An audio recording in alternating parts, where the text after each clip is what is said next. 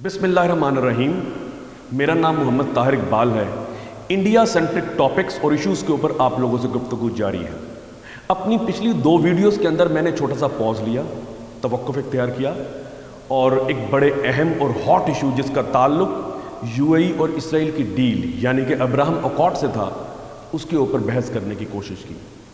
आज एक बड़े अहम टॉपिक को लेकर आप लोगों के सामने आया हूँ। पाकिस्तान के अंदर ये बड़ा लो प्रोफाइल रहा, बहुत कम कलमकारों ने इसके ऊपर कलम उठाया और न्यूज़ रूम्स और मीडिया हाउसेस के अंदर बहुत कम डिस्कस हुआ, लेकिन हम सब लोगों को पता होना चाहिए। अपनी पिछली वीडियोस के अंदर मैंने हेट आइडियोलॉजी की जिक्र किया। वो हेट आइडियोलॉजी जो नथुराम गॉडसे को प्रेज करती है। ये वही नथुराम गॉडसे जिसने गांधी का कत्ल किया था। ये लोग इंडिया बनाने वाले उनके जो लीडर्स हैं, नेहरू को, पटेल को और गांधी को हदफ तनकीद बनाते हैं। इस हेट आइडियोलॉजी का आगाज़ प्राइम मिनिस्टर मोदी के इक़्तिदार की मसनद पर बैठते साथ ही हुआ। इसके चंगारियाँ पहले भी मौजूद थी जो अपना सर उठाती थी, लेकिन शिद्दत में इजाफा हो जाता है। आज मैं ये बताने की कोशिश करूँगा कि नफ़रत के ये अंगारे, ये शोले सिर्फ इंडिया की सरहद तक महदूद नहीं हैं। अब यहाँ से बुलंद होकर ये गल्फ रीजन तक पहुँच चुके हैं।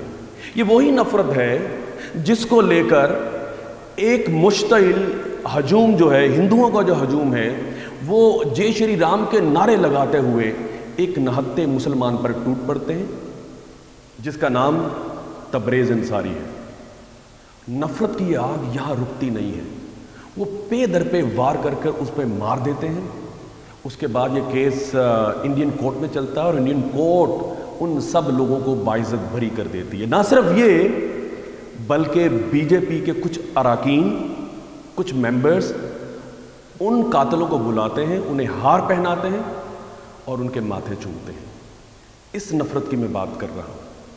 ये अब गल्फ रीजन तक पहुँच चुकी है। अब गल्फ रीजन में कौन कौन से कंट्रीज़ हैं? इसमें बहरीन है और ओमान है, कतर है, यूएई है, सऊदी अरेबिया है।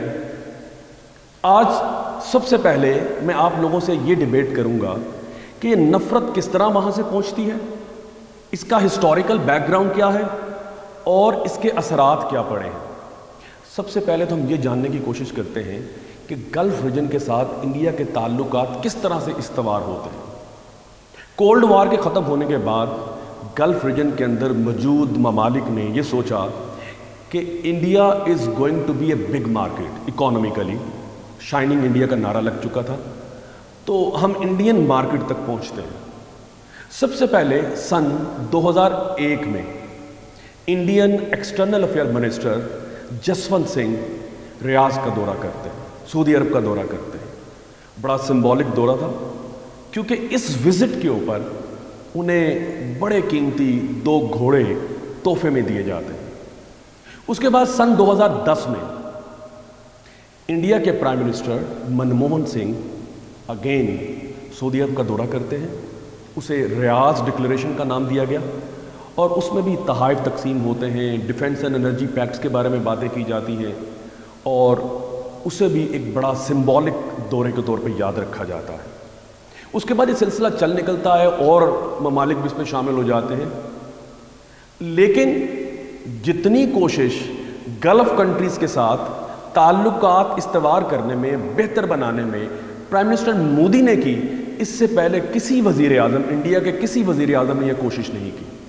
उसकी बेशुमार वजूहात हैं, लेकिन वो कोशिशें क्या हैं वो आप लोगों के सामने रख देते हैं। 2018 में प्राइम मिनिस्टर मोदी ओमान जाते हैं और वहाँ पर कुछ पैक्ट साइन करते हैं। फूड सिक्योरिटी के पैक्ट्स होते हैं, एनर्जी पैक्ट्स होते हैं, वो साइन करते हैं। और एक बड़ी अहम पोर्ट है ओमान की, बड़ी स्ट्रेटेजिकली इंपॉर्टेंट है, डुकम, DUQM। डुकम तक एक्सेस दे देते हैं ओमान जो है इंडिया को। ये एक बड़ी इंपॉर्टेंट बात थी। अखबारात के अंदर एक सुर्खियाँ छपी कि जी ये देखें, डुकम पोर्ट जो है उस तक एक्सेस इंडिया को ये दे रहे हैं। उसके बाद 2-3 और बड़े अहम वाक़यात होते हैं। अगस्त 2019 यूएई प्राइम मिनिस्टर मोदी को बुलाता है और उसे अपना सबसे बड़ा civilian award order of zaid award करता है अगस्त 2019। उसके बाद बहरीन वो समझता है कि जी, वो समझते हैं कि जी हमें पीछे नहीं रहना चाहिए, वो भी इन्हें बुलाते हैं और अपना सबसे बड़ा civilian award the King Hamad Order of Renaissance Prime Minister Modi को वो देते हैं, अवार्ड करते हैं। सऊदी अरब अब रह चुका है और कुछ ना कुछ इनके बारे में भी होना चाहिए, तो वो भी इन्हें बुलाते हैं और किंग अब्दुल अजीज सैश, एक बहुत बड़ा अवार्ड है, इन्हें ऑनर करते हैं। ये 3 अवार्ड्स आप लोगों ने याद रखने जो इन 3 गल्फ कंट्रीज़ ने प्राइम मिनिस्टर मोदी पर एंडाउ किए और इन्हें ऑनर किया। तो यहाँ से एक ताल्लुक वाज़ेह होता है कि किस तरह से एक ताल्लुकात मजबूत से मजबूतर होते जा रहे हैं। एक राइटर है, ये जो मैं आपको बात बता रहा हूँ, ये आप लोगों ने ज़रूर पढ़नी है, आप गूगल कर लीजिएगा। अब्दुल मजीद ने कश्मीर वॉच मैगज़ीन के अंदर बड़ी इंपॉर्टेंट दास्तान लिखी है कि ये ताल्लुकात यहाँ से बढ़कर अब कहाँ तक पहुँच चुके हैं। वो ये बात करते हैं, वो मैं कुछ खुलासा आप लोगों के सामने रख देता हूँ कि इन अनायात से पहले भी और इनके बाद भी इंडियन जो बिजनेसमैन हैं, जो बिजनेस टाइकून्स हैं, वो बहुत बड़ी तादाद में गल्फ रीजन के अंदर जाकर आबाद हो जाते हैं, वहाँ पर बिज़नेस करते हैं, वो अपने जो बिज़नेस हाउसेस हैं उन्हें ओपन करते हैं। और यही वो लोग हैं जो हेट आइडियोलॉजी के साथ मुंसलिक हैं, ये आम इंडियन नहीं थे। और इन्हीं लोगों ने 2014 में और 2019 में प्राइम मिनिस्टर मोदी की कैंपेन, पॉलिटिकल कैंपेन को चलाया और इसे खूब फंड किया, फाइनेंशियली इसे सपोर्ट किया। और वो ये भी बताते हैं कि जो आरएसएस के लीडर हैं, जो आरएसएस के हेड हैं मोहन भागवत, वो यहाँ पर आते हैं, गाहे गाहे चक्कर लगाते हैं और यहाँ पर क्लोज रूम्स मीटिंग्स होती हैं इन बिजनेस टाइकून्स को लेकर। और बेशुमार ऐसी बातें की जाती हैं जिनका ताल्लुक गल्फ रीजन से भी है, जिनका ताल्लुक मुसलमानों से भी है और जिनका ताल्लुक इंडियन पोलाइटी से भी है। और ये सिलसिला अभी चल रहा था और मोहन भागवत मीटिंग्स कर रहे थे, हेट आइडियोलॉजी परवान चल रही थी, नफ़रत के शोले गल्फ रीजन में पहुंच चुके थे और कोविड आ जाता है।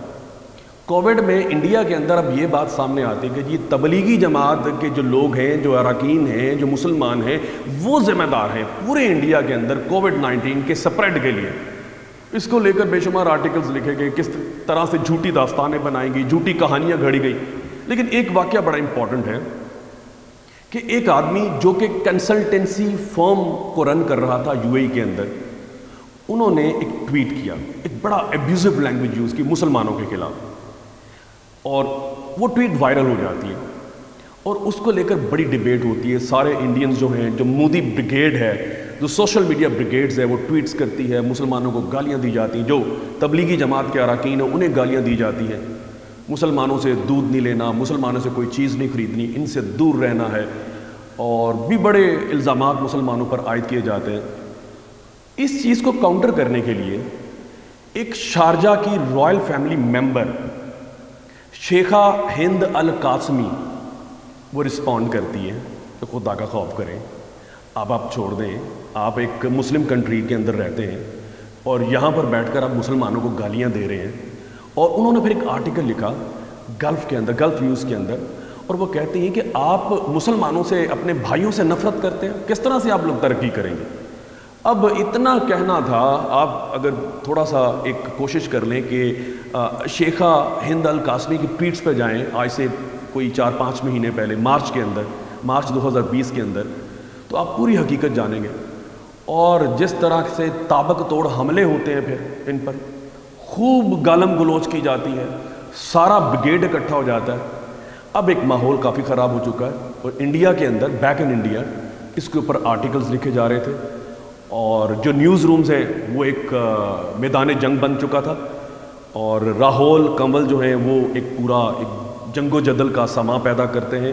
अर्नाब गोस्वामी जो हैं, जो मशहूर हैं चीखने में, चिल्लाने में, मुसलमानों को लेकर अपनी पूरी हेट आइडियोलॉजी और हिंदुत्व आइडियोलॉजी है उसको एक्सप्रेस करने में वो खूब जोर लगाते हैं। और जब ये पूरा माहौल गर्म हो जाता है, तमाशा खड़ा हो जाता है, हंगामा खड़ा हो जाता है, तो गल्फ़ रीजन के अंदर जो वहाँ पे ऑफिशियल्स हैं वो भी इस चीज़ को बड़े गौर से देख रहे थे کہ یار یہ ہو کیا رہا ہے، مسلمانوں کے خلاف اتنی نفرت، یہ لوگ یہاں بیٹھتے ہیں، کاروبار کرتے ہیں، ہم سے کماتے ہیں، ہماری سرزمین پر بیٹھے ہیں، اور یہاں سے نفرت اس طرح سے شو کی جا رہی ہے۔ وہاں پر پھر یو اے ای کے ایک جو ہے کچھ لوگ سامنے آتے ہیں، وہ اس کو رسپونڈ کرتے ہیں، اور جنرل سیکرٹری کا بڑا اہم رول تھا، general secretary of the Kuwait council of ministers U A E کے بعد انہوں نے ذرا شٹ اپ کال دی۔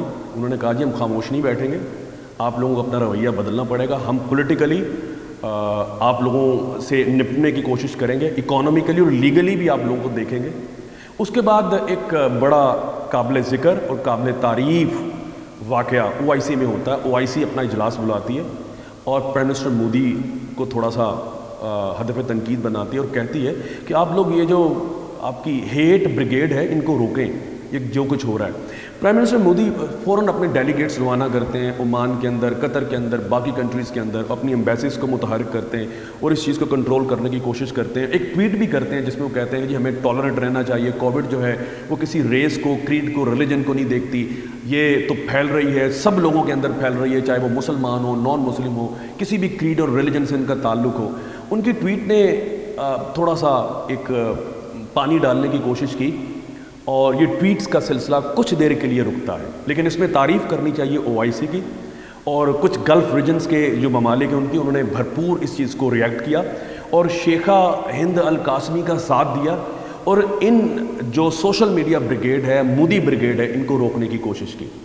تو آپ یہاں سے دیکھیں کہ کس طرح سے ہیٹ آئیڈیالوجی جس کا پودا نیو دہلی میں لگتا ہے لیکن اس کی شاخیں گلف ریجن کے اندر بھی پہنچ چکی ہیں اور لوگ سفر ہو رہے ہیں، اور اس میں انڈین میڈیا کا بڑا گندا رول ہے۔ آپ دیکھا ہوگا کس طرح سے جرنلسٹ کو کرتے ہیں، جرنلسٹ جو ہیں وہ کبھی بھی صحیح پکچر پیش نہیں کر سکتے، وہی جرنلسٹ کامیاب ہوں گے جو گوسوامی جیسے ہیں، جو راہول کمل جیسے ہیں۔ لیکن اگر کوئی جرنلسٹ جو ہے وہ گوری لنکش جیسا ہوگی، یہ ایک فیمیل ہے، تو انہیں مار دیا جائے گا۔ رانا ایوب جیسی ہوگی تو انہیں تھریٹس دیے جائیں گے، ریپ کے تھریٹس دیے جائیں گے، مارنے کے تھریٹس دیے جائیں گے، اور برکا دت کو بے شمار تھریٹس ملی جب انہوں نے آبجیکٹو پکچر پیش کرنے کی کوشش کی۔ تو یہ سارا ایک ماحول کریٹ ہو چکا ہے۔ Hate ideology has reached Gulf corridors, اور اس کو لے کر ہم سب لوگوں کو تیار ہونا ہے، ہم سب لوگوں کو مقابلہ کرنا ہے۔ ان سب چیزوں کا ہمیں پتہ ہونا چاہیے، ایز پاکستانی پتہ ہونا چاہیے کہ ہمارا دشمن جو ہمارے پہلو میں بیٹھا ہے یہ کیا کر رہا ہے، اور ہمیں آواز اٹھانی چاہیے۔ جو لوگ اپنا اپنا چینل رکھتے ہیں، جو ٹی وی پہ بیٹھے ہیں، جو قلم اٹھا سکتے ہیں، انہیں آواز اٹھانی چاہیے۔ آپ گوگل پہ جا کے لکھ سکتے ہیں، میں نے اس کے اوپر ایک آرٹیکل لکھا، hate ideology reaching Gulf corridors, ایک اس نام سے، اور ایک دی نیشن کے اندر چھپتا ہے RSS ایوری ویئر۔ اس کے اندر یہ میں نے پوری سٹوری ایکسپوز کرنے کی کوشش کی ہے، اور اپنے اپنے طور پہ ہم سب لوگوں کو کوشش کرنی ہے کہ اس ہیٹ آئیڈیالوجی کا بھرپور مقابلہ کریں۔ جو لوگ میڈیا پر بیٹھے ہیں وہ بھی کریں، جو سوشل میڈیا پر بیٹھے ہیں وہ بھی کریں، تاکہ ایک پورا دندان شکن ان لوگوں کو جواب دیا جا سکے۔ آج کہ اس ویڈیو میں نے آپ کو ایک ڈیٹیل سے بتانے کی کوشش کی کہ ہیٹ آئیڈیالوجی کہاں تک پہنچ چکی ہے اور کس طرح اپنے پر پھیلا چکی ہے اور پورے ریجن کو ڈسٹرب کرنے کی کوشش کی جا رہی ہے۔ ہندتوا کلچر اور آئیڈیالوجی کس طرح سے ٹالرنٹ ویلیوز کو ڈسٹرب کر رہی ہیں۔ تو آج کی اس ویڈیو میں اتنا ہی کافی ہے، اور جس طرح اپنی ہر ویڈیو میں 2 سوالات پوچھنے کی کوشش کرتا ہوں، تو ایک سوال کا آپ نے جواب یہ دینا ہے، اس خاتون کا کیا نام ہے جنہوں نے اس پورے معاملے کو کاؤنٹر کرنے کی کوشش کی، ان کا نام کیا ہے اور ان کا تعلق کس ملک سے تھا۔ یہ دونوں چیزیں آپ نے بتانے کی کوشش کرنی، کیونکہ اس خاتون نے جب اس پورے ماحول کو، اس بڑھتی ہوئی نفرت کو کاؤنٹر کرنے کی کوشش کی ہے، تو کس طرح سے یہ ساری بریگیڈ ان کے خلاف ہوتی ہے، گالیاں دی جاتی ہیں، اور وہ بہادر خاتون کون ہے، ان کا نام کیا ہے اور ان کا تعلق کس ملک سے تھا۔ انشاءاللہ اپنی نیکسٹ ویڈیو میں انڈیا سینٹر کی کسی ٹاپک کو لے کر آپ لوگوں کے سامنے آئیں گے۔ اپنا خیال رکھیے، اللہ حافظ۔